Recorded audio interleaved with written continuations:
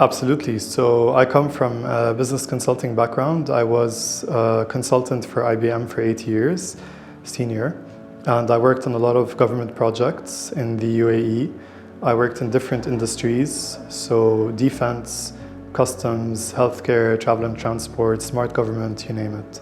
And essentially these implementations were large-scale implementations across various technologies with big rollouts. You know, they're large organizations again, so we had big rollouts and yeah.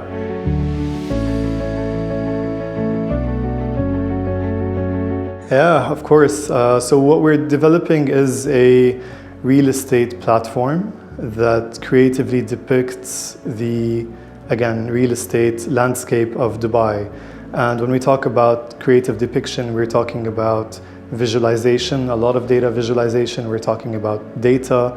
We're talking about creative writing, we're talking about imagery, heat maps, and a visually appealing product that puts the user at the center of everything that we do.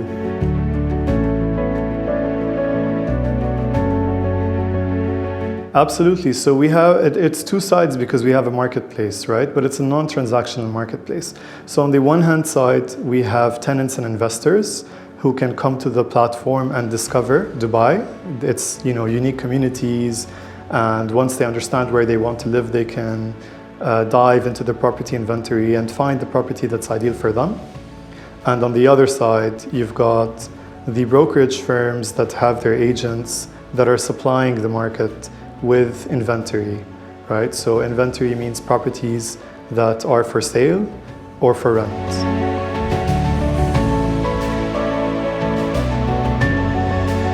So at first we had a discovery engagement, and then we had a development engagement that was split into two phases. Now, when we were in the discovery engagement, the Globaldev team supplied us with a business analyst. I think we had two at some point. We had a lead business analyst and then someone supporting the lead.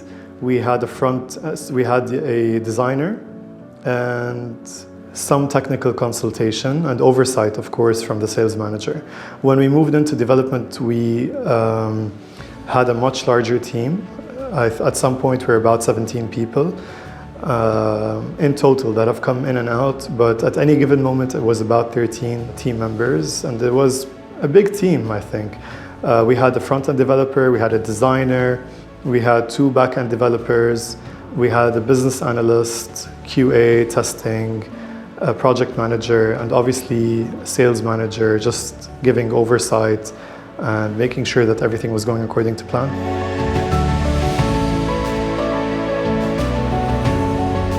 I had a great experience, to be honest with you, because I came to Globaldev because I knew that they worked the way that I like to work. And when I talk about the way that I like to work, I'm talking about a professional perspective, right? So doing the discovery process, understanding everything from A to Z in terms of pain points, prototyping, development, you know, Kanban boards, so Scrum practices, Agile practices, etc., right? And this is how I like to work. This is how I'm used to working. I think it's effective. And I know that Globaldev do it the same way, and they're excellent at what they do. So it was an easy choice to go with this.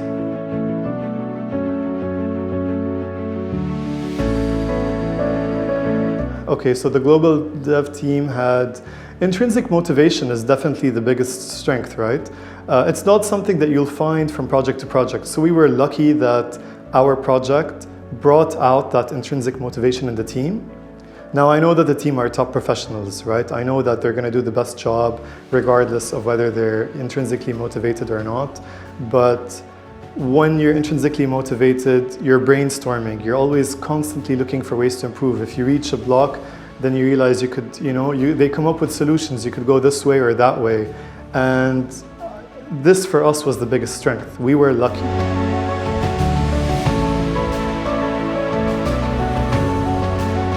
I think it's a very good question. I think they were much stronger because of the war. Because of the situation, I think they were much more motivated, and They wanted to put everything out there. They left nothing in the tank. And that was amazing because such a global crisis can put people in anxiety, in fear. You will withdraw, you might not want to work, you might want to leave the country. This is where your mind is. This is what you'd expect normally from a person, right? In any situation. So it was heartwarming, you know. It was also heartbreaking, but it was just amazing to see these warriors just bring out their best and leave nothing in the tank. It was like a touching opera.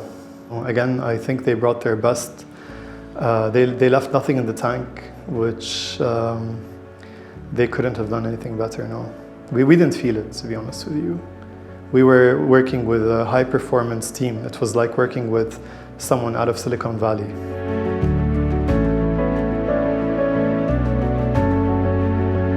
Yeah, so I think there are 2 points that could be mentioned. I think sometimes there was a misunderstanding of how things would go. So we would align in the beginning of the project that we would do demonstrations at the end of every sprint or at the end of every week or as soon as a feature was developed. But for some reason in both phases, I would say the project manager opted to go for a big bang demo. The second thing was forecasting, right? So that's a direct consequence of the thing before, of what we had just discussed. So if we want to do a big bang at the end of every project, then the forecasting kind of changes sometimes, right? So you're like, oh, well, we have so many things we need to work on. Do we extend the timeline? Do we extend the budget? Etc. So it would have been better if forecasting was done on a weekly basis and demos were done on a weekly basis so that we would know what we need to pay extra or what we need to stay away from to stick to the budget. It's just those 2 points. Weekly demos against the features that were developed and rigid forecasting could have been done better.